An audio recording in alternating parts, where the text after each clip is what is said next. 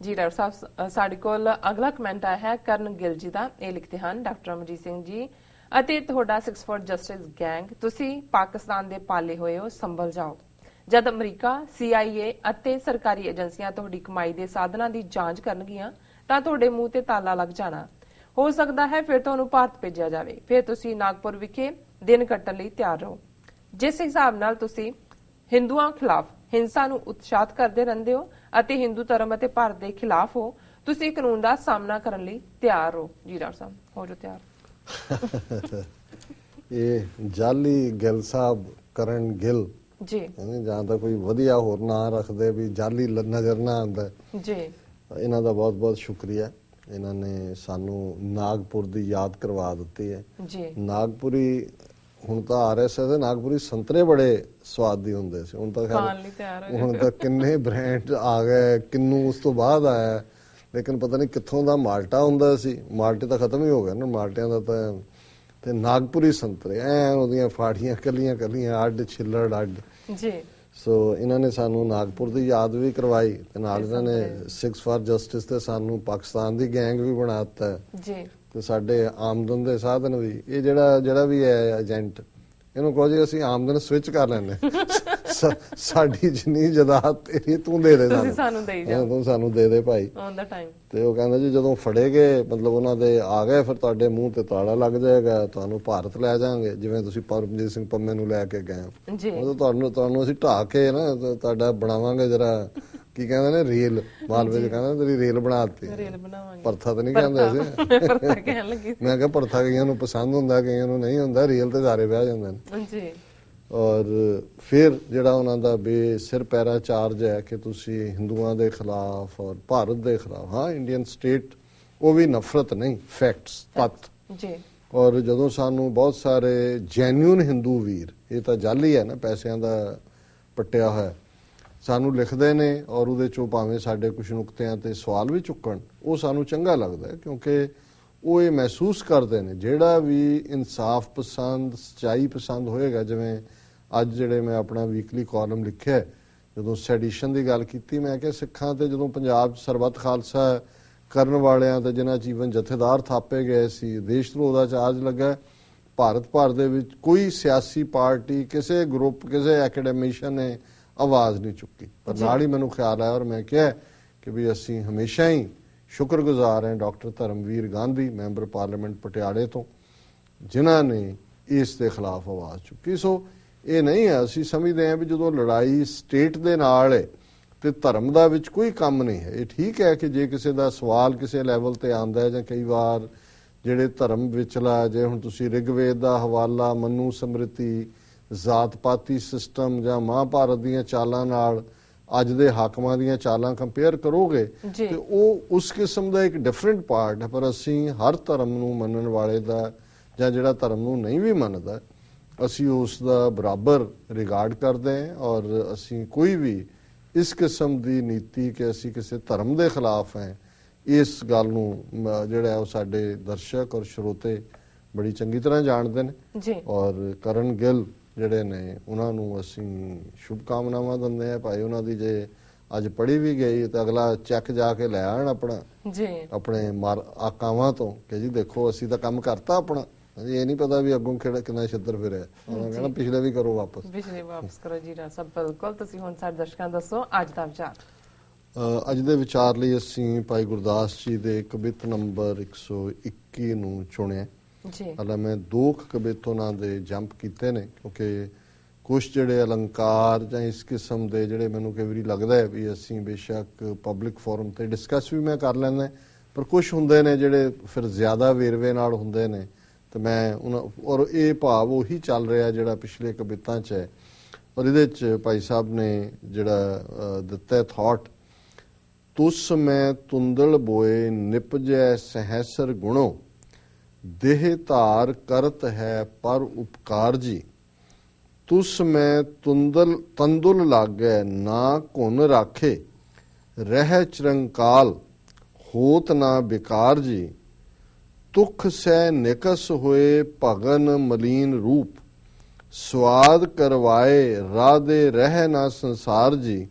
गुर उपदेश गुर सिख ग्रह में बैरागी ग्रह तज बन खंड होत ना उधार जी। अखीरलियां दो लाइनां इस दा तत् सार है इस कवित दा, और उहदे च गृहस्थ नूं भाई साहब ने वड्याया कि भाई जिवें गृहस्थ दे विच रहिंदे आ, परिवार च रहिंदे आ, तुसीं निरंकार नूं पा सकदे हो, और भज के संसार तो जंगलों दे विच रहना, अपने आप नूं उदासी बना लेना, अपने आप नूं ब्रह्मचारी बना लेना, सन्यासी बना लेना, इस दे नाल उधार नहीं हुंदा, इस दे नाल संसार तो पार उतारा नहीं हुंदा जी। और गुरु दे उपदेश च जे तुसीं जीवन जिउंदे हो तां गृहस्थ दे विच भी तुसीं वैरागी हो।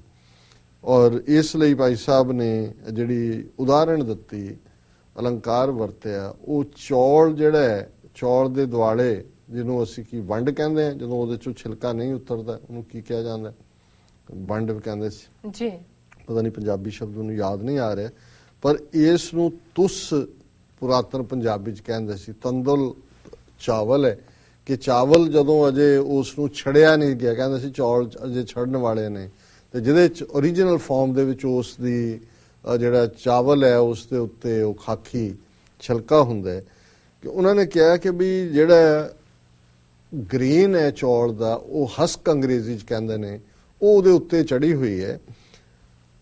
ਹੁਣ ਜਦੋਂ ਉਸ ਨੂੰ ਬੀਜਿਆ ਜਾਂਦਾ ਹੈ, ਜਦੋਂ ਚੌਲ ਦਾ, ਕਿਉਂਕਿ ਬਾਕੀ ਦਾ ਤਾਂ ਬੀਜ ਖਿਲਾਰਿਆ ਜਾਂਦਾ ਹੈ, ਔਰ ਜੇ ਚੌਲਾਂ ਬਾਰੇ ਝੋਨਾ ਜਿਹਨੂੰ ਕਹਿੰਦੇ ਨੇ ਜੀ, ਅੱਜ ਵੀ ਝੋਨੇ ਦੀ ਪਨੀਰੀ ਲਾਈ ਜਾਂਦੀ ਹੈ, और पनीरी पहला ला के फिर उस पनीरी नूं वापस लाया जाता है, पनीरी किते होर लगदी है।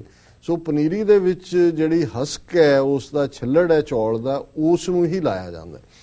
तुस मैं तंदुल बोए कि उस हस्क दे नाल चौल नूं बीजिया जाता है, ते फिर निपजै सहसर गुणों, जदों फिर उस दा प्लांट बनदा है, पनीरी लगदी है, फिर वो प्लांट ग्रो हुंदा है जी, ते उस एक हस्क वाला चौल जिहड़ा बीजिया सी उस चों 1000 गुणा चौल निकलते हैं। फिर बड़े मान नाल ये कहा जाता है जी ऐतकी इन्ने 1000 का मेरा झोना होया, क्योंकि जो झोने का झाड़ फिर होर भी आ गई वैरायटीज, भावें बेड़ा गर्क करता पंजाब का, जो झोना लगन लग्या है, पानी बहुत मंगदा है झोना, और वाटर लैवल थले चला गया।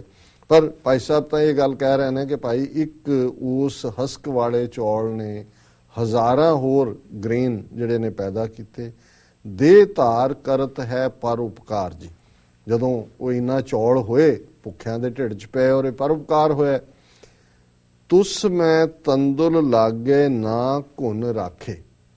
हुण जिहड़े चौलां नूं लंबा वक्त सेव करना चाहुंदे सी, उन्नियां कि चौलां नूं छड्डदे सी जिन्ने कि इस्तेमाल करने ने, नहीं तां चौलां नूं भी अल्टीमेटली जिहड़ा घुन लग जांदा है, ते जे वो हस्क है उहदे नाल उहदे च ही है ते फिर वो खराब नहीं हुंदे। सो भाई साहब कहंदे ने जे वो ਉਹਦੇ ਤੇ ਤੁਸ ਲੱਗਾ ਰਹੇ, ਤੰਦੁਲ ਦੇ ਉੱਤੇ ਹਸਕ ਲੱਗੀ ਰਹੇ, ਤਾਂ ਉਹਨਾਂ ਚੌਲਾਂ ਨੂੰ ਘੁਣ ਨਹੀਂ ਲੱਗਦਾ। ਰਹਿ ਚਿਰੰਕਾਲ ਹੋਤ ਨਾ ਬੇਕਾਰ ਜੀ, ਕਿ ਉਹ ਖਰਾਬ ਨਹੀਂ ਹੁੰਦੇ, ਲੰਬਾ ਵਕਤ ਉਹ ਚੌਲ ਜਿਹੜੇ ਨੇ ਉਹ ਸਰਵਾਈਵ ਕਰਦੇ ਨੇ। ਔਰ ਇਹ ਵੀ ਫਿਰ ਕਹਿੰਦੇ ਨੇ ਕਿ ਪੁਰਾਣਾ ਗੁੜ, ਪੁਰਾਣੇ ਚੌਲ, ਉਹਨਾਂ ਦਾ ਇੱਕ ਆਪਣਾ ਸਵਾਦ ਹੁੰਦਾ ਹੈ, ਮੈਡੀਕਲੀ ਵੀ ਉਹਨਾਂ ਨੂੰ ਚੰਗਾ ਕਿਹਾ ਜਾਂਦਾ ਸੀ। ਮੈਂ ਵੈਸੇ ਇੱਕ ਹੋਰ ਪੁਰਾਣੀ ਚੀਜ਼ ਦੀ ਗੱਲ ਨਹੀਂ ਕੀਤੀ, ਨਹੀਂ ਤਾਂ ਉਹ ਵੀ ਨਾਲ ਕਹਿੰਦੇ ਨੇ ਜੀ। ਤੁਖ ਸੈ ਨਿਕਸ ਹੋਏ ਭਗਨ ਮਲੀਨ ਰੂਪ। ਉਹਨਾਂ ਨੇ ਕਿਹਾ ਵੀ ਜਦੋਂ ਹੀ ਚੌਲ ਉਹਦੇ ਚੋਂ ਹਸਕ ਚੋਂ ਬਾਹਰ ਆ ਜਾਂਦਾ ਹੈ, ਉਹਦੀ ਉਸ ਚੋਂ ਸਕਿਨ ਚੋਂ, ਤੇ ਫਿਰ ਟੁੱਟਦਾ, ਉਹ ਬ੍ਰੇਕ ਹੁੰਦਾ, ਉਸ 'ਚ ਮੁਸ਼ਕ ਵੀ ਆ ਜਾਂਦੀ ਹੈ।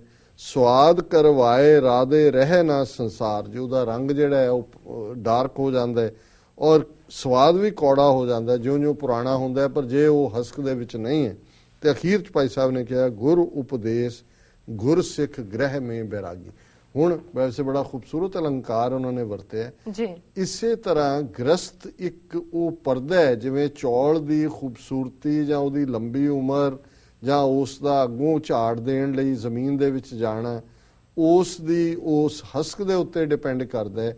ਇਸੇ ਤਰ੍ਹਾਂ ਗ੍ਰਸਤ ਇੱਕ ਪ੍ਰੋਟੈਕਸ਼ਨ ਹੈ। ਜੇ ਗ੍ਰਸਤ 'ਚ ਰਹਿੰਦੇ ਆ, ਗੁਰੂ ਉਪਦੇਸ਼ ਗੁਰ ਸਿੱਖ ਗ੍ਰਹਿ ਮੇਂ ਬੈਰਾਗੀ, ਜੇ ਗੁਰੂ ਦਾ ਉਪਦੇਸ਼ ਧਾਰਨ ਕਰਕੇ ਗ੍ਰਸਤ ਜੀਵਨ ਦੇ ਵਿੱਚ ਵੀ ਅਸੀਂ ਵੈਰਾਗ ਦੇ ਵਿੱਚ ਰਹੀਏ, ਜੈਸੇ ਜਲ ਮੈਂ ਕਮਲ ਨਿਰਾਲਾ ਮੁਰਗ ਆਈ ਨੈਸਾਣੇ, ਸੁਰਤ ਸ਼ਬਦ ਭਵ ਸਾਗਰ ਤਰੀਐ ਨਾਨਕ ਨਾਮ ਬਠਖਾਣੇ ਜੀ ਗ੍ਰਹਿ ਤਜ ਬਨ ਖੰਡ ਹੋਤ ਨਾ ਉਧਾਰ ਜੀ ਵੀ ਘਰ ਛੱਡ ਕੇ ਵਨਾਂ 'ਚ ਭਾਜੋ ਇਸ ਨਾਲ ਉਧਾਰ ਨਹੀਂ ਹੋ ਸਕਦਾ। ਸੋ ਇਹ ਅੱਜ ਦਾ ਵਿਚਾਰ ਹੈ ਜੀ ਡਾਕਟਰ ਸਾਹਿਬ ਤੁਹਾਡਾ ਬਹੁਤ ਬਹੁਤ ਸ਼ੁਕਰੀਆ, ਤੁਸੀਂ ਅੱਜ ਦਾ ਵਿਚਾਰ ਸਾਡੇ ਦਰਸ਼ਕਾਂ ਨਾਲ ਸਾਂਝਾ ਕੀਤਾ। ਆਪਣੇ ਇਸ ਨਾਲ ਆਪਣੀ ਵੀਡੀਓਜ਼ ਕੋਲ ਲੈਣੇ ਇਜਾਜ਼ਤ। ਵਿਊਅਰਸ, ਸਾਡੇ ਪ੍ਰੋਗਰਾਮ ਦਾ ਸਮਾਂ ਇੱਥੇ ਸਮਾਪਤ ਹੁੰਦਾ ਹੈ। ਤੁਸੀਂ ਆਪਣੀ ਰਾਏ ਤੇ ਸੁਝਾਅ ਸਾਨੂੰ ਭੇਜਣਾ ਨਾ ਭੁੱਲਣਾ। ਸਾਡੇ ਇਸ ਪਤੇ ਤੇ sos@tvg4.tv ਤੇ ਅਸੀਂ ਆਪਣਾ ਪ੍ਰੋਗਰਾਮ ਲੈ ਕੇ ਫਿਰ ਦੁਬਾਰਾ ਹਾਜ਼ਰ ਹੋਵਾਂਗੇ। ਤਦ ਤੱਕ ਲਈ ਮੈਨੂੰ ਤੇ ਆਪਣਾ ਸੁਣਾ ਗਿਆ ਦੋ। ਦੇਖਦੇ ਰਹੋ TV84। ਬੁਲਾ ਦਿਓ ਫਤਿਹ। ਵਾਹਿਗੁਰੂ ਜੀ ਕਾ ਖਾਲਸਾ, ਵਾਹਿਗੁਰੂ ਜੀ ਕੀ ਫਤਿਹ। ਵਾਹਿਗੁਰੂ ਜੀ ਕੀ ਫਤਿਹ।